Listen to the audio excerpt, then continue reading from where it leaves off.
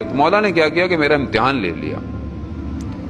اس مارچ کے اندر جب میں زیارت پہ گیا تو میری فیملی بھی تھی, میرا بچہ بھی تھا, اور میرے جو سالے تھے وہ بھی پاکستان سے زیارت پر آئے تھے. تو میرا بیٹا جو ہے وہ 7.5 سال بھی 8 سال کا ہو گیا.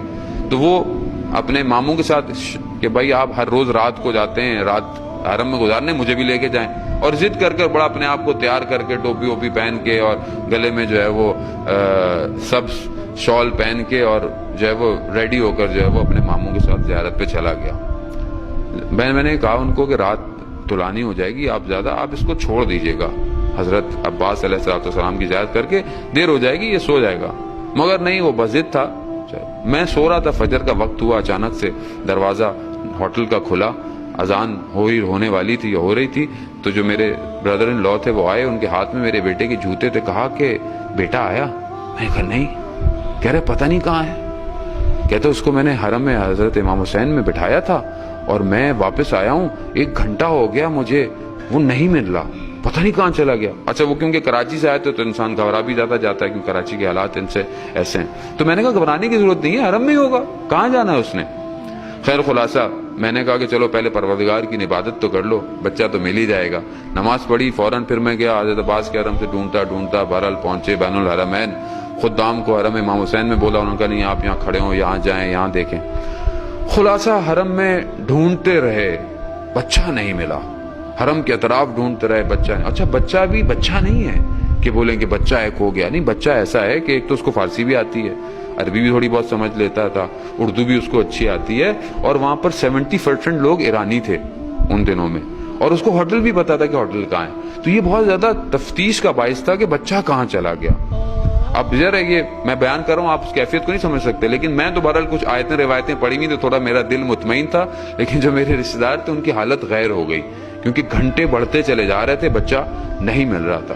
کئی دفعہ دیکھا بین الحرمین, دیکھا لوگ سو رہے ہیں, اعلان کروا لیے کچھ, ہر گیٹ پر چلے گئے. خدام نے بولا نہیں کوئی بچہ نظر نہیں آیا ہمیں, کوئی بچہ. اب پورا کاروان جو ہے وہ کاروان کے سالار اور جو لوگ عربی سب بچے کو ڈھونڈنے میں لگے ہوئے ہیں, بچہ نہیں مل رہا. میں حرم امام حسین میں زری کے پاس گیا, میں نے کہا مولا یہ تو میں جانتا ہوں کہ آپ جانتے ہیں بچہ کہاں ہے, میں نہیں جانتا, آپ جانتے ہیں. اور کہاں جا سکتا ہے بچہ آپ کی حکومت سے باہر, آپ کے اس سے باہر, بس ہے. تو آپ یقین کریں میں نے حرم کی وہ جگہ گیا کہ جہاں میں اتنے سال سے جا رہا ہوں میں نہیں گیا.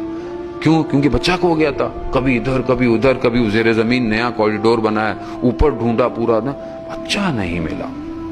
اچانک سے میں زری کے دوبارہ, کیونکہ کئی چکر لگائے, بندہ پتا بھی لیکن بار بار جب پریشان ہوتا ہے تو بندہ ڈھونڈ رہا ہوتا. جب میں دوبارہ چکر لگایا تو بالکل زری کے جو مین دروازہ ہے اس کے سامنے سے گزرا تو ایسا لگا کہ ہوا کا جھونکا آیا, اور اس جھونکے نے یہ بولا کہ تمہارے بچے کو کھوئے ہوئے کتنی دیر ہوئی ہے؟ کچھ گھنٹے. کچھ گھنٹوں میں تم نے حرم کا کونا کونا ڈھونڈ لیا, کچھ گھنٹے. ہمارا بچہ 1150 سال سے نہیں آیا, تم نے تھوڑی دیر ڈھونڈا اس کو, تم نے 1 گھنٹہ ڈھونڈا اپنی زندگی کے اندر. آپ یقین کریں میں گر گیا, میں ٹوٹ گیا. میں جو اتنا دعوے دار الاجل الاجل یا امام زمان, میں ٹوٹ گیا. میں نے ہاتھ جوڑے, میں بولا میں ہار گیا, میں کمزور ہوں, میرے دعوے ٹھیک نہیں ہیں.